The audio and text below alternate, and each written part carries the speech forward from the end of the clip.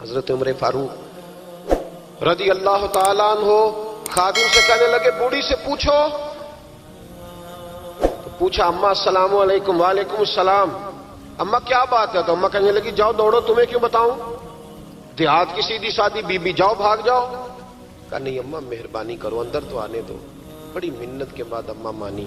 عمر فاروق عام آدمی نہیں جس سے دنیا کامتی ہے. حضرت عمر اندر گئے. اماں کیوں پریشان ہو؟ تو اماں کہنے لگی تمہیں کیوں بتاؤں, میرا اپنا دکھ ہے.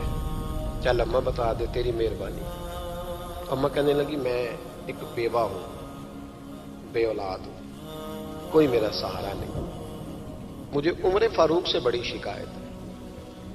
میرے اوپر 25 دینار کا قرضہ چڑھ گیا ہے اور 3 دن ہو گئے میں نے روٹی نہیں کھائی, اور عمر نے میری خبر نہیں لی. حضرت عمر کو پتہ چل گیا لوارث ہے, اس کا کوئی 2 4 10 ہزار ووٹ کوئی نہیں. ایک کو میکے سے 6 مربے نہیں لے کے آئی, ایک اکیلی تنے تنہا. اور بھائی جب اللہ کا خوف ہوتا ہے تو پھر انسان ان غریبوں کو بھی مناتا ہے.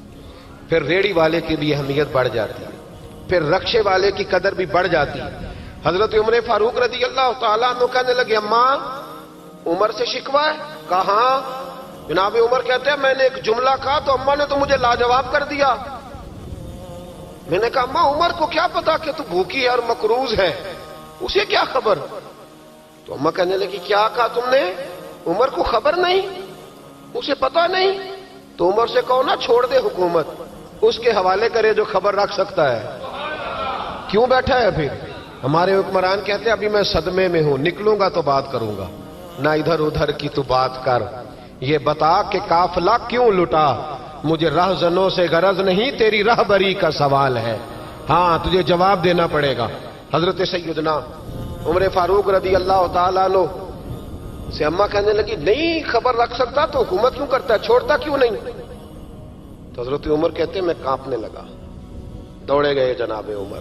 میں نے کہا اس اماں کا 6000 ووٹ نہیں کہ اس کی قدر کی جائے. یہ اماں کوئی بہت آکسفورڈ یونیورسٹی کی ڈگری ہولڈر نہیں کہ اس کی بات مانی جائے. ایک لاوارث اور بیوہ بی بی. عمر دوڑے گئے, گھر سے اناج کا تھیلا کندھے پہ رکھا, 25 دینار بھی لیے, پکا پکایا کھانا بھی لیا.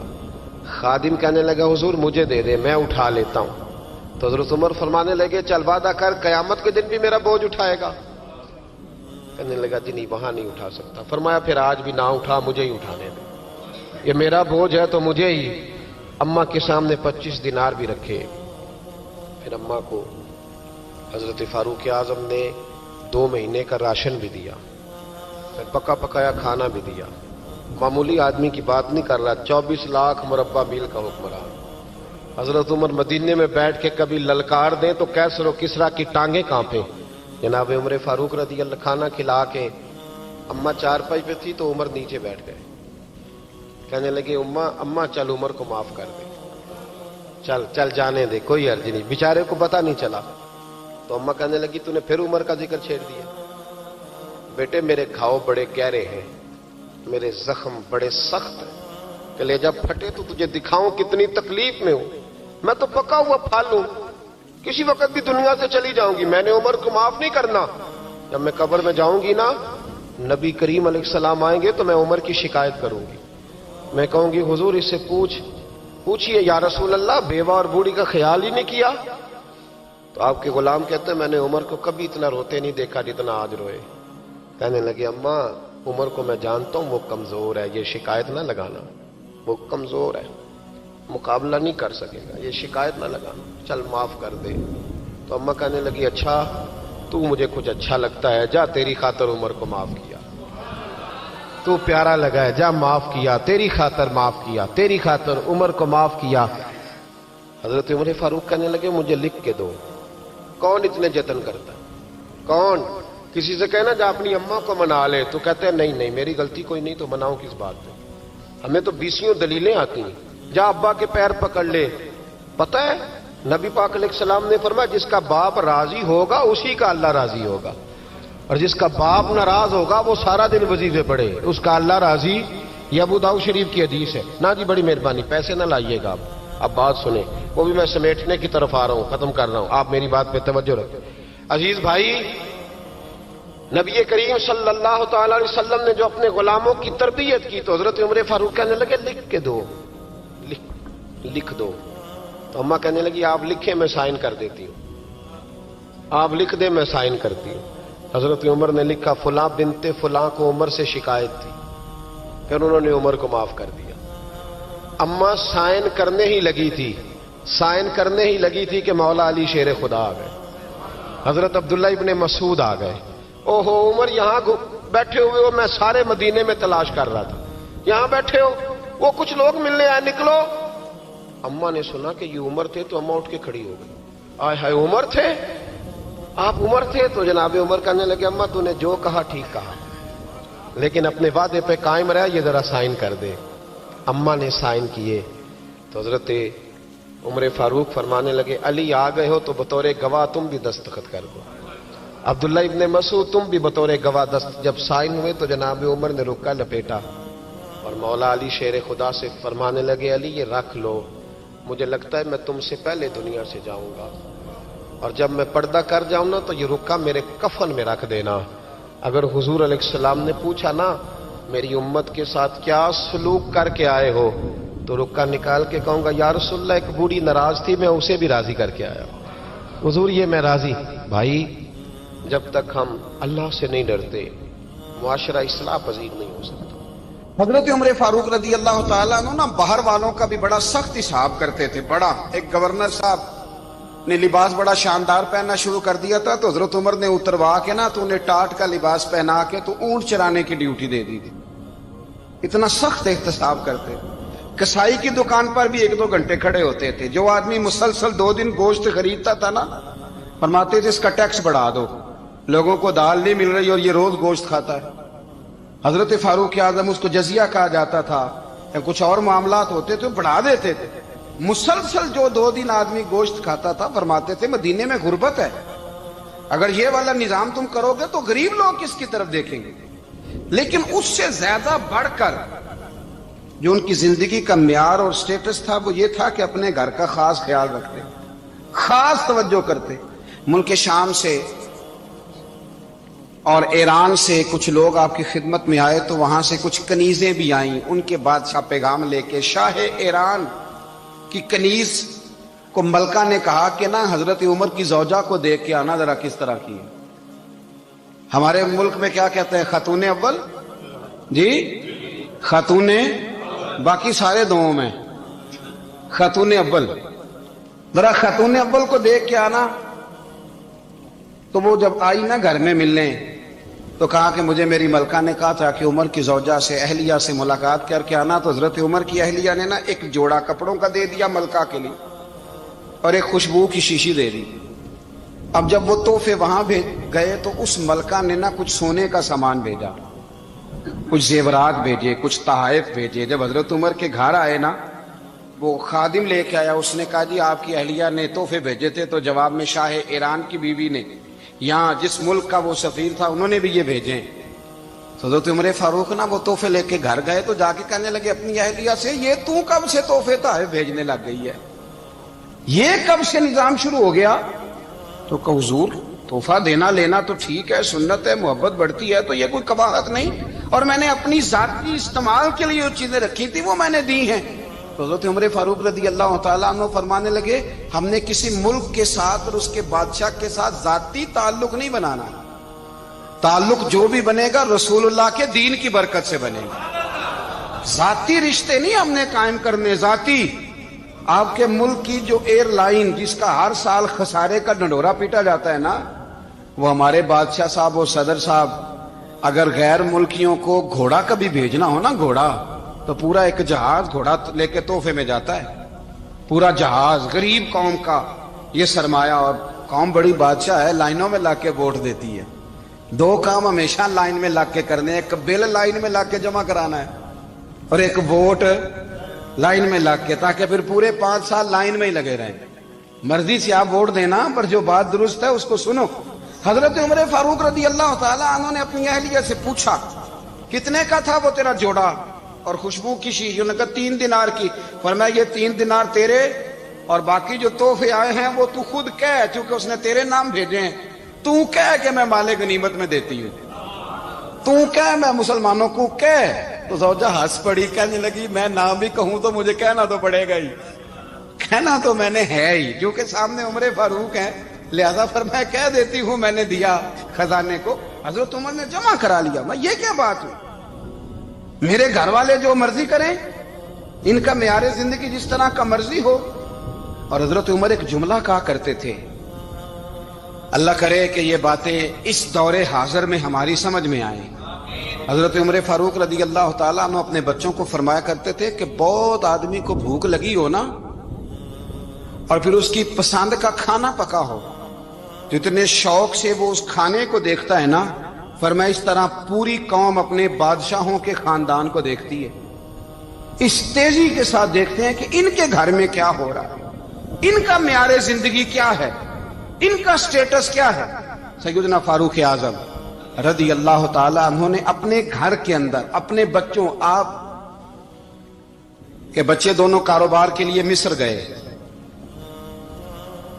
تو وہاں کے گورنر صاحب نے لوگوں سے، ایک بہت بڑا قافلہ گیا مدینے سے مصر تجارت کے لیے، جاتے ہیں نا آج بھی قافلے کئی ملکوں میں، تو یہ گئے تجارت کے لیے، تو حضرت عبداللہ ابن عمر اور حضرت عبید اللہ ابن عمر، حضرت عمر کے دونوں بیٹے گئے۔ جناب عمر فاروق کے بچے جب وہاں پہنچے تو مصر کے گورنر نے نا لوگوں کو تعارف کرایا کہ یہ عمر فاروق کے بیٹے ہیں، یہ حضرت، یہ چودھری کے بیٹے کو کون بتاتا ہے کہ تو چودھری کا بیٹا ہے؟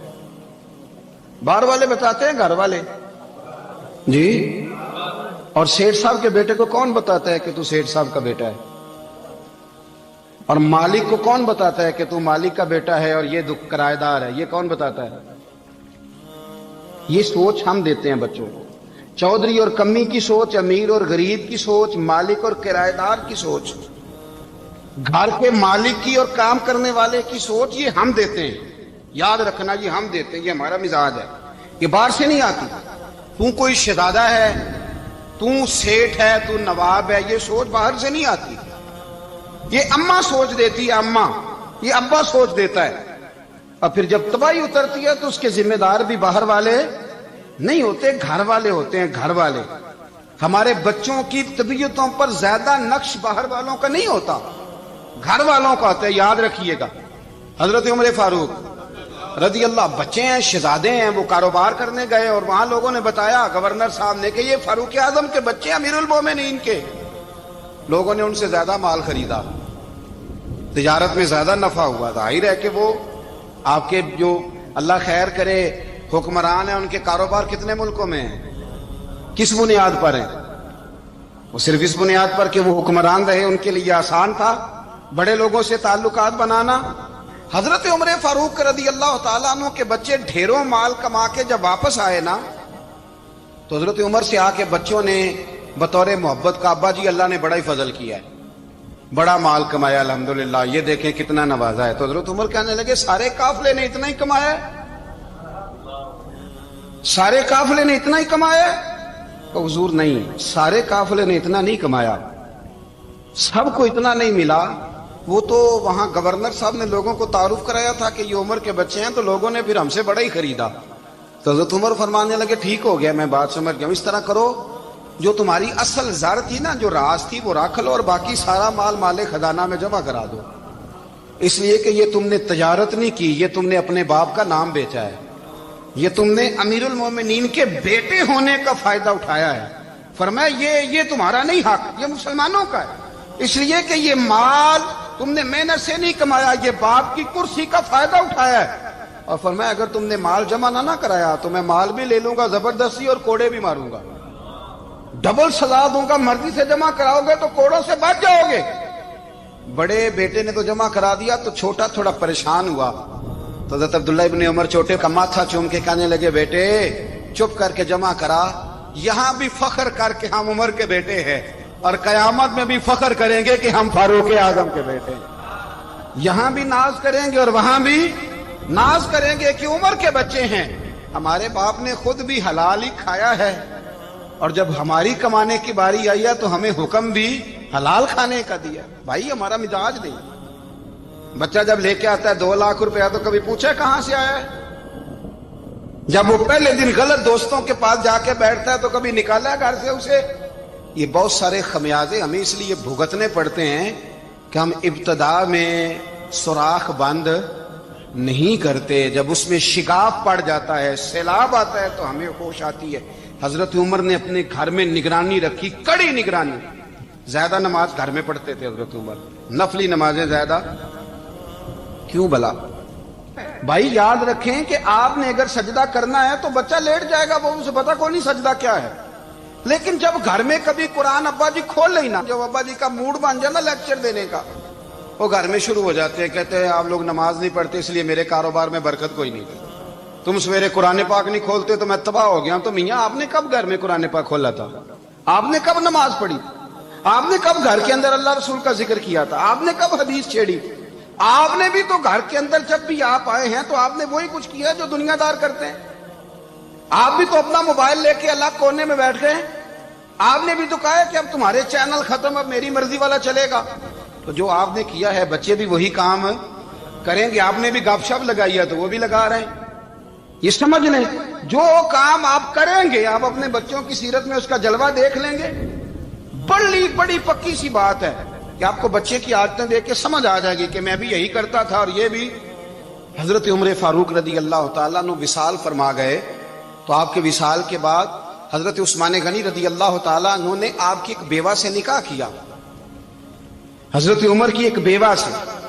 جب وہ آپ کے نکاح میں آئی تو کہنے لگی حضرت عثمان غنی سے کہ حضور نہ تو میں خوبصورت ہوں اور نہ میں جوان ہوں، نہ آپ کی کوئی خدمت کر سکتی ہوں، میرے ساتھ نکاح کرنا سمجھ میں نہیں آیا۔ کیا شاندار جواب دیا حضرت عثمان غنی نے، کیا خوبصورت جواب دیا۔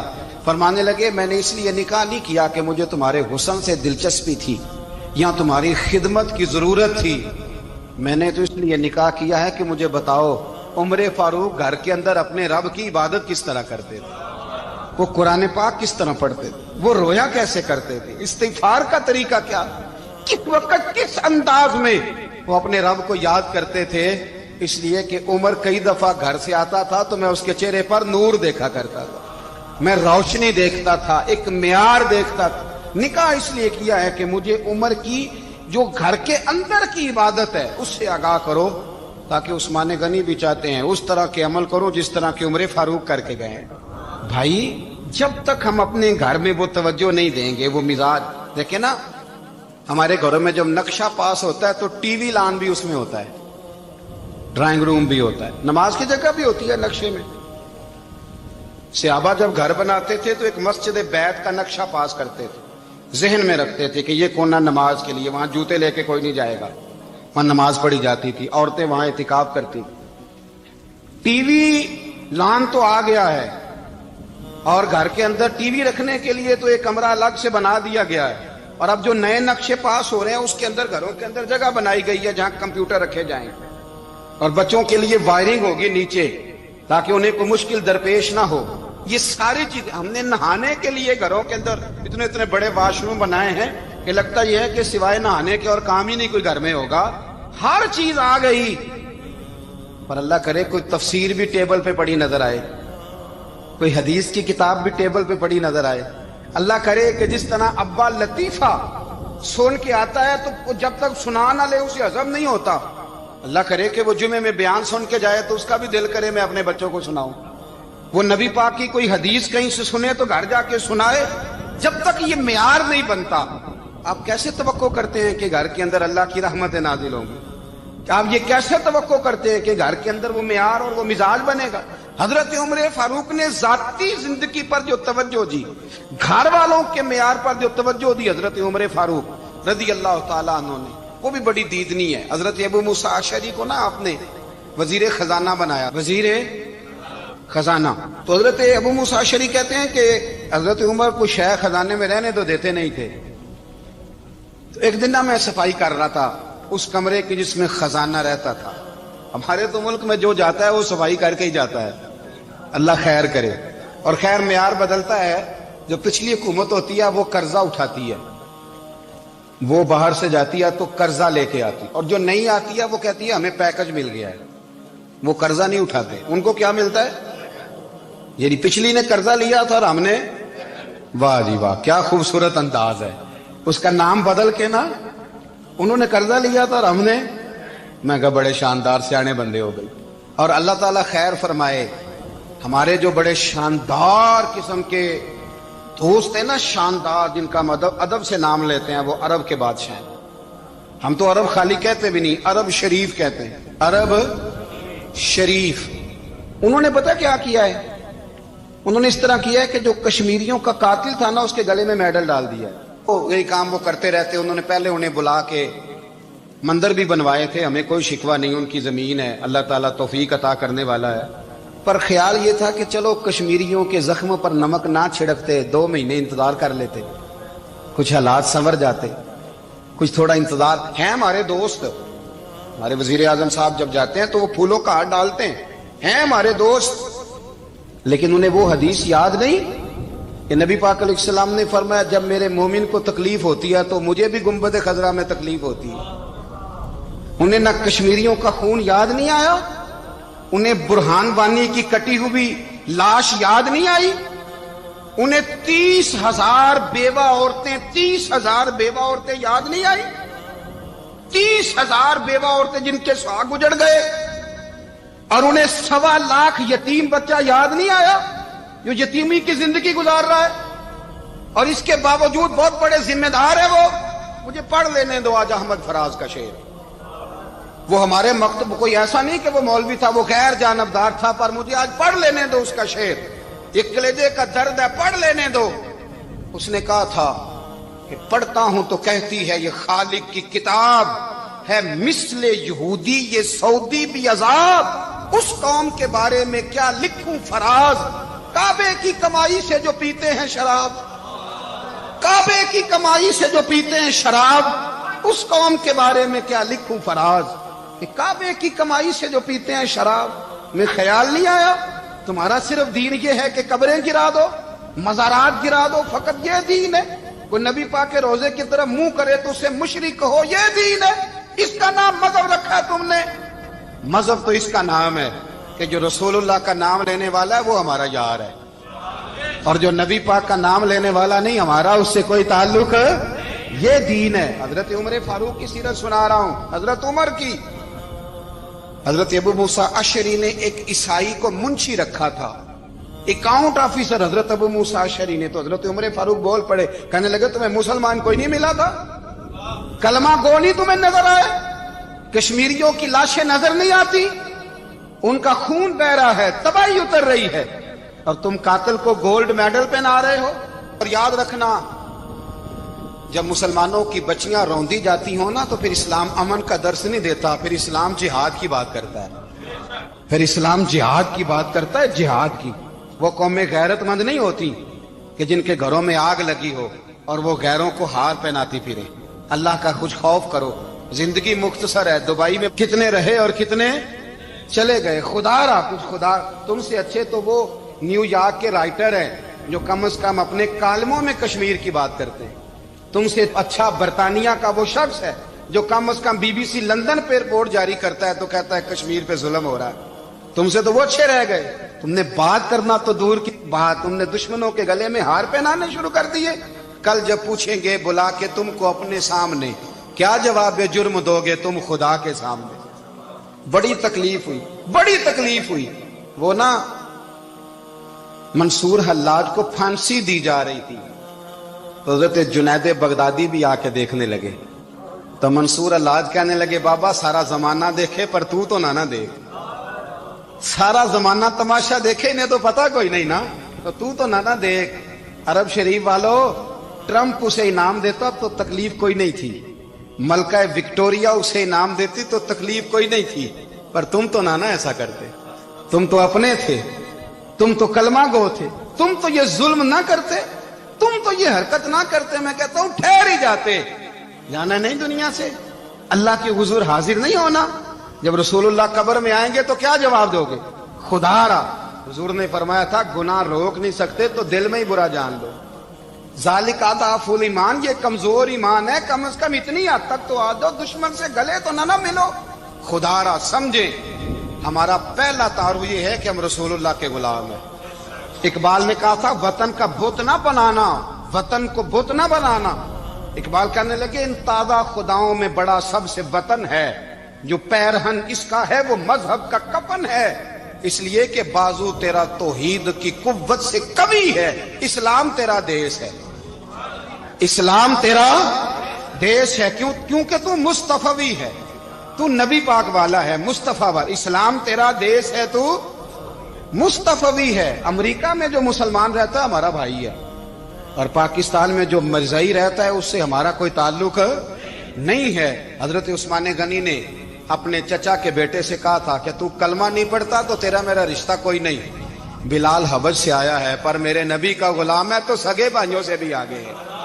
ہزاروں قومیں وجود میں آئیں دہر میں خشک و تر کے رشتے سے، پر ہم نے بنیاد دوستی رکھی یاد خیر البشر کے رشتے سے۔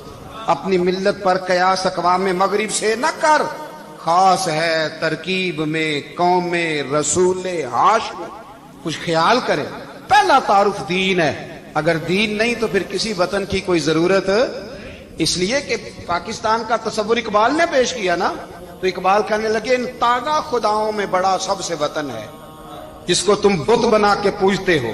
ہمارا وطن تو ہمیں جان سے زیادہ پیارا ہے، پر پہلے پاکستان نہیں، پہلے اسلام، پہلے اسلام تیرا دیس ہے، تو مصطفی ہے۔ تو آمدہ برسر مطلب حضرت عمر فاروق رضی اللہ تعالی عنہ۔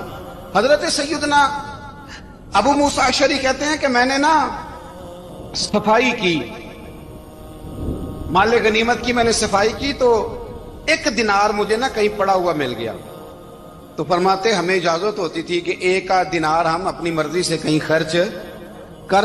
تو حضرت عمر کے بیٹا گزر رہا تھا، تو حضرت ابو موسیٰ اشعری کہتے ہیں میں نے صفائی کی تو ایک دینار نکلا، تو میں نے وہ ایک دینار نا حضرت عمر کے بیٹے کو دے دیا۔ میں نے کہا لو بیٹا اپنے چچا کی طرف سے تحفہ۔ تو گھر جا کے انہوں نے حضرت عمر کو بتایا کہ چچا نے پیسے دیے ہیں، چھوٹے بچے تھے۔ حضرت عمر نے حضرت ابو موسیٰ اشعری کو بلا لیا اور بلا کے فرمانے لگے میں تو تمہیں اپنا دوست جانتا تھا اور تو نے میری اولاد کو ہی دنیا دار بنانا شروع کر دیا، میرے بچوں کو ہی تم نے دنیا دار پیسوں پہ لگانا شروع کر دیا، میں تو تمہیں یار سمجھتا تھا۔ فرمایا تمہیں چاہیے تھا میرے بیٹے کو نصیحت کرتے کہ بیٹا پیسوں سے رب راضی نہیں ہوتا، اس کی رضا والے کام کیے جائیں تو رب راضی ہوتا ہے۔ اور فرمایا تمہیں کوئی اور گھر نہیں ملا تھا تباہ کرنے کے لیے، میرا ہی گھر ملا تھا، اٹھاؤ اپنا دینار اور خبردار آج کے بعد میرے بچوں کے ساتھ یہ والی نیکی نہ کرنا۔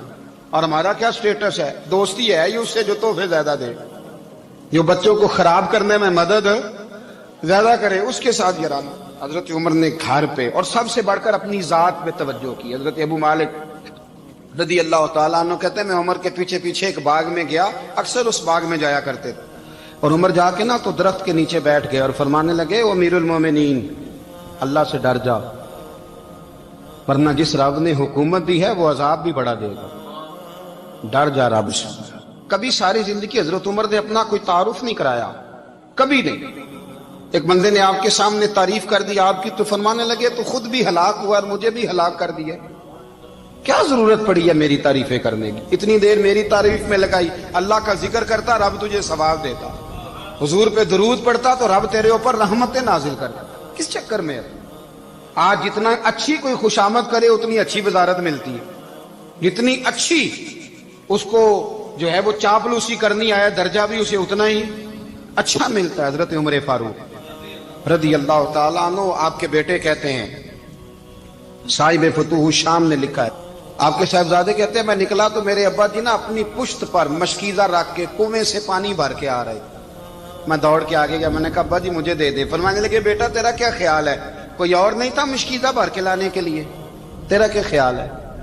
کہا ابا جی بڑے لوگ تھے پر آپ کیوں اٹھا رہے ہیں؟ فرمانے لگے نفس نا ذرا میرا بڑا ہو گیا تھا، اسے ذرا ذلیل کر رہا ہوں، ذرا اپنا محاسبہ کر رہا ہوں، یہ مجھے کہہ رہا تھا تو بڑی چیز ہے، تو میں نا ابھی مشکیزہ گھر رکھ کے آؤں گا، پھر تیری ماں نے مجھے کہا ہے کہ گھر میں لکڑیاں کوئی نہیں جلانے کے لیے، پھر میں جنگل سے لکڑیاں کاٹ کے لاؤں گا۔ اب میں امیر المومنین بن کے نا تو میرا نفس تھوڑا بڑا ہو گیا۔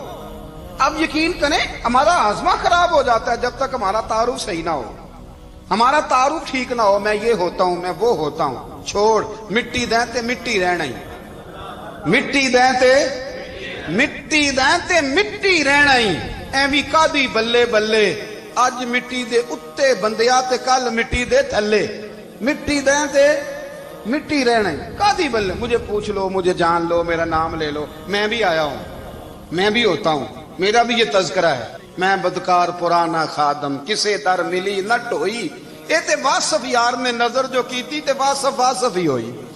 ये तो बड़ी बात की बात है, तो बात की बात है साहब, वरना मन नानम के मन नानम, जो हम हैं उसका हमें पता तो है ना भाई। कभी भी ये जो जात का चक्कर है ना, मैं भी हूं, मुझे भी, ओ भाई याद रखो मैं कौन हूं। ये जो नाम नमूद और ये ख्वाहिशें और ये जो वकार, ये तो कमजोर लोगों का तरीका है। जिसको अपना तारुफ कराना पड़ गया, उससे भी ज्यादा कमजोर कोई है। फोटो में दिखाता फिरता है फलाने के साथ फोटो, फलाने, तो कमजोर बंदे ये काम कर। हजरत उमर फारूक, अल्लाह अकबर, हजरत उमर जैसा बंदा, 24 लाख मुरब्बा मील का हुक्मरान, और शाह रूम को खत लिख के कहता है मैं मिन्नत नहीं करता, मैं हुक्म देता हूं। ना तगड़ा बंदा। जंगे कादसिया के लिए हजरत साद बिन नबी वकास को भेजा, फतुह शाम पढ़ के देखें। हजरत उमर बड़े परेशान हैं, इतने दिन हो गए कोई रिपोर्ट ही नहीं आई। अब तो मोबाइल है ना, तो एक एक मिनट की रिपोर्ट लें आप, बल्कि आप एक मिनट की फोटो लें आप, रिपोर्ट तो दूर रह गई। हजरत उमर फारूक रदी अल्लाह ताला अन्हु बड़े परेशान है कि कादसिया में हजरत साद बिन नबी वकास के साथ लोग जिहाद करने गए, रिपोर्ट कोई नहीं आ रही। इतने परेशान थे कि बाहर निकल के ना उस रास्ते पे बैठ जाते जो रास्ता कादसिया की तरफ से आता था। उस जो भी आता जाता पूछते जंग के क्या हालात हैं। उधर जब अल्लाह ने फतह दे दी ना, तो हजरत साद बिन नबी वकास रदी अल्लाह ताला अन्हु ने ना एक कासिद को खत दे के भेजा, कहने लगे उमर के पास जाओ, उन्हें इत्तला दो कि अल्हम्दुलिल्लाह अल्लाह ने इस्लाम को फतह अता कर दी। ये हजरत उमर को जाके देना, वो बड़े परेशान होंगे। वो जो उस जमाने में इस तरह होता था कि कई दूर दूर से सहाबा जो दूसरे शहरों के मुल्कों के रहने वाले होते थे, वो भी आके शामिल हो जाते थे जिहाद में। कोई एक दफा मदीने आया, कोई 2 दफा आया, फिर अपने अपने इलाकों में। बहुत सारे लोगों ने ज्यादा दफा हजरत उमर को देखा भी नहीं था। वो जो कासद खत लेके आया था ना, उसने एक आध दफा देखा था, हजरत उमर बूढ़े हो गए, वो पहचानता नहीं था। मेरी बात की समझ आ रही है आप हजरात?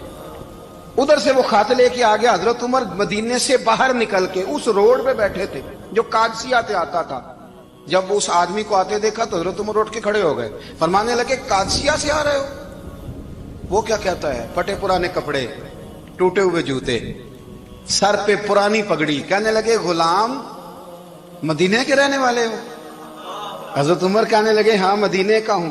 कहा मैं कादसिया से आया हूं, अल्हम्दुलिल्लाह अल्लाह ने इस्लाम को फतह दे दी है, अल्हम्दुलिल्लाह कुफर की कमर टूट गई है।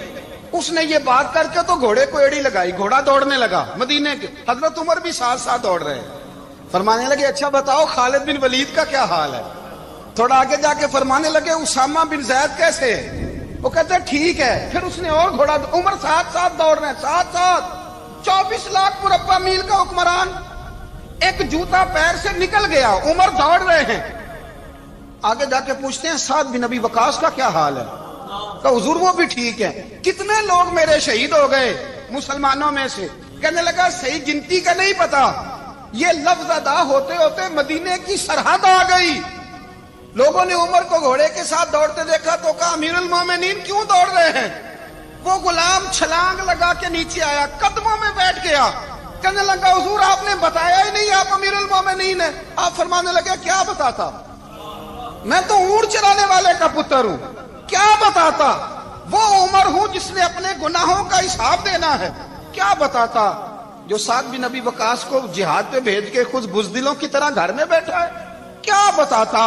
कोई हैसियत नहीं, कोई तार। तूने अच्छा किया, तू तो मुजाहिद था, मुझे साथ साथ दौड़ाया, तूने अच्छा किया। जितने लोग थे चीखे मार के रोने लगे। हजरत फारूक आजम से कहने लगे उमर जब तक तेरे जलवे रहेंगे अल्लाह कामयाबियां ही अता फरमाएगा, जब तक तेरा रंग रहेगा अल्लाह ताला नवाजता ही रहेगा। कुछ नहीं, कभी अपना आप जाहिर ही नहीं किया। बहुत बड़े थे, बहुत बड़े थे हजरत उमर, बड़े थे, लेकिन सारी जिंदगी अपने मुहाज। हजरत अबू राफे गुलाम थे, कुरान पाक बड़ा सोना पढ़ते थे। हजरत उमर जब भी उन्हें मिलते कहते अबू राफे तो उमर से अच्छा है, कुरान बड़ा शानदार पढ़ता है। तो वो कहते हुजूर अगर मैं कुरान सही पढ़ता हूं तो आपको कुरान की तशरीह ज्यादा सही आती है, आप भी तो मुझसे अफजल हैं। तो आप फरमाते नहीं फिर भी तो मुझसे अफजल है। क्यों? इसलिए कि तू अपने गुलाम अपने आका की नौकरी भी ठीक करता है और रब की इबादत भी ठीक करता है। اور مجھے خالص صرف عبادت کرنی ہوتی ہے وہ بھی ٹھیک نہیں کر پاتا. ساری زندگی اپنا محاسبہ، ساری زندگی اپنے گریبان میں دیکھا، ساری زندگی اپنے آپ کو پرکھا، اپنے آپ کو ٹٹولا. 62 سال عمر بیت گئی. حضرت حذیفہ بن یمان ایک صحابی تھے. میرے نبی کریم علیہ السلام نہ ان سے راز کی باتیں کرتے تھے. ہر بندے کا ہاضمہ ٹھیک نہیں ہوتا، سب سے راز کی بات نہیں کرنی چاہیے. حضرت حذیفہ بن یمان کہتے ہیں حضور راز کی باتیں بتاتے. مدینہ منورہ میں جو منافقین تھے ان کی لسٹ بھی نبی پاک نے حضرت حذیفہ بن یمان کو دی تھی. جب کوئی مشکوک آدمی مر جاتا نا تو صحابہ کہتے ہیں ہم دیکھتے اگر حضرت حذیفہ نے جنازہ پڑھا تو ہم بھی جنازہ پڑھ لیتے. نبی پاک نے بھی کچھ جنازے نہیں پڑھے. ترمذی میں ہے فرمایا عثمان سے جو بغض رکھے اس کا جنازہ نہیں پڑھیں گے. حضرت حذیفہ بن یمان اگر جنازہ پڑھتے تو لوگ پڑھتے، وہ نہ پڑھتے تو لوگ جنازہ نہ پڑھتے. حضرت حذیفہ بن یمان کہتے ہیں جناب عمر فاروق کی خلافت کے آخری ایام تھے، کچھ دنوں کے بعد وہ شہید ہو گئے. فرماتے آدھی رات کا وقت تھا، میں گھر میں سویا تھا بڑا بے فکر، اچانک میرے دروازے پہ دستک ہوئی، میں گھبرا کے اٹھا. اتنی رات کو کون آیا؟ کہتے ہیں قربان جاؤں دروازے پہ گیا تو امیر المومنین فاروق اعظم دروازے پہ. میں نے کہا عمر کوئی حکم تھا تو مجھے بلا لیتے. کہنے لگے میں نا امیر بن کے نہیں آیا، تیرا ویر بن کے آیا ہوں. امیر المومنین کی حیثیت سے سرکاری کام سے بلاتا تو وہاں بلاتا، مجھے ایک ذاتی کام پڑ گیا. کہتے میں نے عمر کو گھر کی اندر بلا کے چارپائی پہ بٹھایا. میں نے کہا حضور میں غریب آدمی ہوں، میں کیا آپ کے کام آ سکتا ہوں؟ تو کہتے ہیں انہوں نے نا مجھے ساتھ بٹھا لیا، پھر میرا ہاتھ پکڑ لیا. کہنے لگے تو عمر کو جانتا ہے؟ عمر جھوٹ نہیں بولتا. تو جانتا ہے؟ عمر وعدوں کا پکا ہے. کہا حضور جانتا ہوں. کہا میں اس وقت آیا ہوں جب دیکھ بھی کوئی نہیں رہا. حضرت حذیفہ بن یمان کہتے ہیں پریشان ہو گیا، حضور پہلیاں نہ بجھوائے، مہربانی کریں بتائیں کدھر آئے ہیں. حضرت عمر فاروق فرمانے لگے 62 سال کا ہو گیا ہوں، 63 میں چل رہا ہے، داڑھی سفید ہو گئی ہے، ال پک گیا، اٹھ فریدا ستیا، داڑھی آ گئی پور، اگا نیڑے آ گئی، پیچھا رہ گئی دور. اب قبر اشر کا معاملہ صاف نظر آنے لگا ہے. کہا حضور مجھ سے کیا چاہتے ہیں؟ حضرت عمر رو پڑے. کہنے لگے آج میں عشاء کے بعد نکلا ہوں تو نبی پاک کے صحابہ مجھے نیک کہہ رہے تھے، پھر میں نے بچوں کی ماں سے اور بچوں سے بھی پوچھا ہے، وہ بھی مجھ سے راضی ہیں. پر حذیفہ تیرے ساتھ نبی پاک راز کی باتیں کرتے تھے، سچ بتا کہیں عمر کا نام منافقوں میں شامل تو نہیں؟ سچ بتا ان منافقین میں تو شامل نہیں، کہیں اوپر سے تو نہیں سارا کچھ؟ حضرت حذیفہ بن یمان کہتے ہیں میں باپ کے مرنے پہ اتنا نہیں رویا جتنا عمر کے سوال پہ رویا. میں قدموں میں بیٹھ گیا. میں نے کہا نہیں عمر یہ تو میں نے نہیں سنا، لیکن یہ میں نے نبی پاک سے ضرور سنا ہے کہ میرے بعد اگر کوئی نبی ہوتا تو عمر ابن خطاب ہوتا. یہ میں نے اپنے کانوں سے سنا ہے کہ عمر جس گلی سے گزرے شیطان رستہ بدل جاتا ہے. یہ میں نے اپنے کانوں سے سنا ہے کہ 950 سال حضرت جبریل جناب عمر کی شان بیان کریں تو پھر بھی بیان نہیں ہو سکتا. یہ میں نے ضرور سنا. دوستو ساری زندگی حضرت عمر نے اگر دوسروں کا محاسبہ کیا تو اپنا اور اپنے بچوں کا بھی کڑا خیال رکھا. اپنی ذات پر بڑی توجہ دی. جو لوگ اپنا بھول جاتے ہیں نا، ہمیں اپنی صحت کا بڑا خیال ہے لیکن اپنی روحانی زندگی کا کوئی خیال نہیں ہے، قلبی زندگی کا کوئی تصور نہیں ہے. آپ یقین کریں موٹا آدمی کمزور ہونے کے لیے جدوجہد کر رہا ہے، کمزور طاقتور ہونے کے لیے، لیکن جس کو کتنے دن بیت گئے اللہ رسول کی یاد میں رویا ہی نہیں، کتنے دن بیت گئے نہ سننے کو دل ہی نہیں چاہا، جسے مہینوں بیت گئے اور قرآن پاک کی طرف نظر ہی نہیں گئی، وہ فکر مند ہی نہیں. زندگی زندہ دلی کا نام ہے، مردہ دل کیا خاک جیا کرتے ہیں.